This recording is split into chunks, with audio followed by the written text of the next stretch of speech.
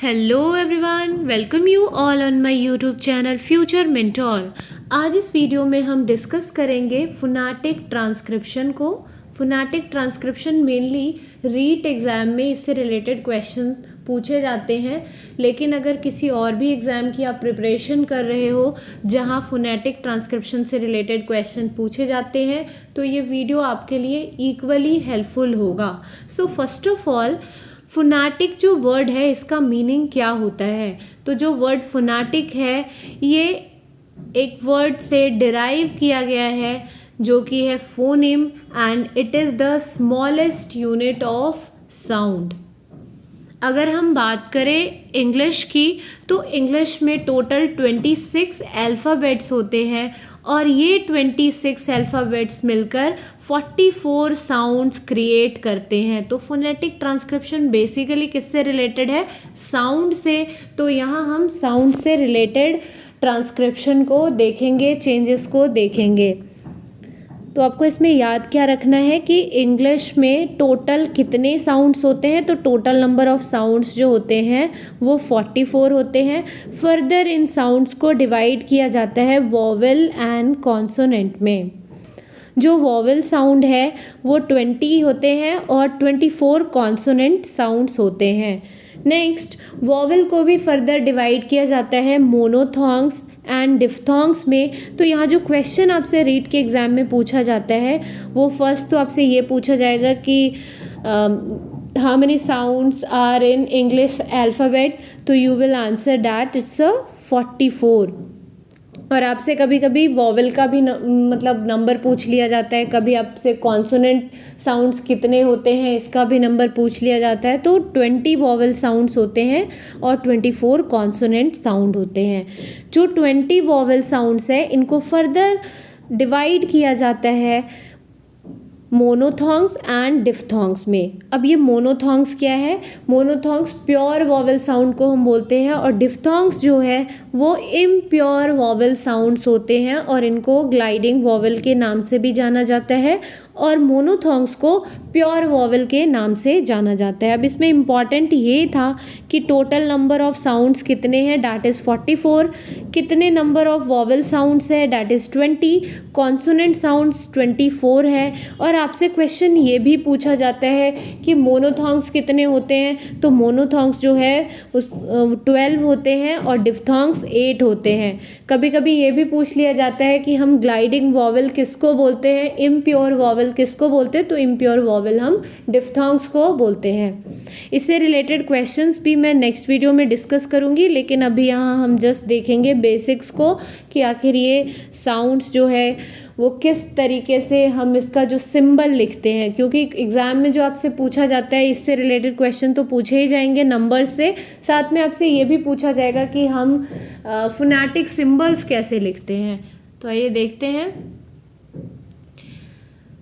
यहाँ कुछ vowel sounds के सिंबल है और कुछ कॉन्सोनेंट साउंड से रिलेटेड सिंबल्स है जिनको हम देखेंगे। और यहाँ मैंने सारे साउंड्स तो नहीं कवर किए हैं, लेकिन हाँ, जो पेपर में जो आपसे क्वेश्चन पूछे जाते हैं उसमें काफ़ी हद तक आप क्वेश्चन इसकी मदद से कर पाओगे, इस वीडियो की हेल्प से आप क्वेश्चन कर पाओगे। पहले आप वीडियो देख लेना, फिर उसके बाद आपने जो भी टेस्ट सीरीज परचेस कर रखा होगा या प्रीवियस ईयर क्वेश्चन पेपर है उसको अगर आप सॉल्व करके देखोगे तो आपको पता लग जाएगा कि हाँ आप कितना कर पा रहे हो।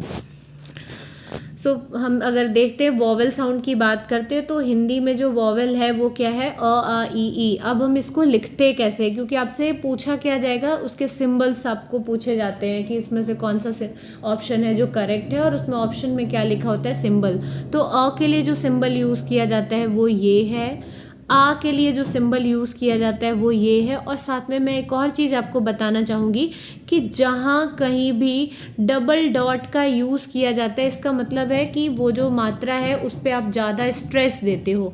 जैसे अ हम बहुत लाइटली बोलते हैं और वही हम अगर बात करें आ, जो ये फोनेटिक ट्रांसक्रिप्शन है इसमें आप बेसिकली साउंड पे ध्यान देते हो, तो ये साउंड से रिलेटेड सिंबल भी यहाँ क्रिएट होता है। जैसे अ बिल्कुल लाइटली हमने बोला, जबकि हमें आ बोलना होगा तो वो हम खींचते हैं। तो जहाँ भी हम जिस पे स्ट्रेस देते हैं, जिसको खींचते हैं, वहाँ डबल डॉट का यूज़ किया जाता है। उसी तरीके से ई के लिए आई का यूज़ किया जाता है, जैसे कि आप देख सकते हो शिप, सिट, ठीक है। और जो ई, इसके लिए क्या यूज़ किया जाता है, आई, स्मॉल आई और ये डबल डॉट, जिसको आप जैसे अगर संस्कृत आपने पढ़ा होगा तो जो हम विसर्ग जो लगाते थे उस तरीके से। और यहाँ पे आप देखो ये वाला जो है ये शिप ऐसे आप बोलते हो, और इसको आप कैसे बोलते हो, शीप, सीता, है ना, शीप, सीता, ई, डबल ई की मात्रा, जहाँ हम बड़ी ई की बात करते हैं वहाँ क्या है, डबल डॉट यूज़ होता है। नेक्स्ट ऊ के लिए हम ये साउंड ये सिंबल यूज़ करते हैं, सॉरी साउंड नहीं। और जब ये ऊ जहाँ हम स्ट्रेस देते हैं उसके लिए जो साउंड यूज़ होता है, बड़ी ऊ के लिए जो हम सिंबल यूज़ करते हैं, दैट इज़ दिस सिंबल। और इसको हम इस तरीके से लिखते हैं, ये लिखने का तरीका है। नाउ नेक्स्ट, ए के लिए जो यूज़ किया जाता है वो ई का यूज़ किया जाता है। फिर ये जो साउंड है, जैसे हम जहाँ बर्ड, है ना, ऐसे यहाँ पे बर्ड में क्या आ रहा है, तो वहाँ जो हम यूज़ करते हैं वो आप 3 और उसके आगे डबल डॉट यूज़ करते हो। और बर्ड का बहुत बार पूछा गया तो इसको आप ध्यान में रखेंगे, ठीक है। इससे रिलेटेड क्वेश्चन रीड के एग्ज़ाम में बहुत बार पूछे गए हैं प्रीवियस ईयर में, तो इसका आप स्पेशली ध्यान दोगे। उसी तरीके से बॉय का भी पूछा गया है, तो ऑय वाले साउंड में जो हम यूज़ करते हैं वो ऐसे सी और उल्टा सी और डबल डॉट का, ठीक है। जहाँ ए की मात्रा के लिए क्या यूज़ करते हैं हम, ये, और ए के बाद क्या आता है, ए की मात्रा के लिए जो हम यूज़ करते हैं वो ये होता है। तो ये कुछ सिंबल्स है जिसको अगर आप लर्न कर लेते हो, कई एक बार में तो हो नहीं पाएगा, ये प्रैक्टिस के साथ होता है। इसके 1 या 2 क्वेश्चन आते हैं, बट हाँ 1-2 क्वेश्चन जब सिलेक्शन की बारी आती है तो काफ़ी इंपॉर्टेंट हो जाता है, तो और इतना टफ भी नहीं है। तो अगर आप एक बार इसको ध्यान से देख लेते हो और बार बार प्रैक्टिस करते हो तो आप कर पाओगे, ठीक है। तो ये कुछ इम्पॉर्टेंट थे जिसको मैंने बस डिस्कस करा है, वैसे बहुत सारे सिंबल्स हैं। Now next is consonant. Consonant में जो अगर हम बात करें तो आपने जो के से क, के एच से ख जो आपने पढ़ रखा होगा वो तो हेल्पफुल है ही, बट कुछ कुछ चीज़ें यहाँ डिफरेंट होगी जो कि मैं आपके साथ डिस्कस कर रही हूँ। जैसे क जो है, आप देखते हो जैसे हमें काइट लिखना होता है तो काइट हिंदी में अगर लिखे तो क से ही लिखेंगे, लेकिन वहाँ पे हम क के लिए क्या यूज़ करते हैं, के।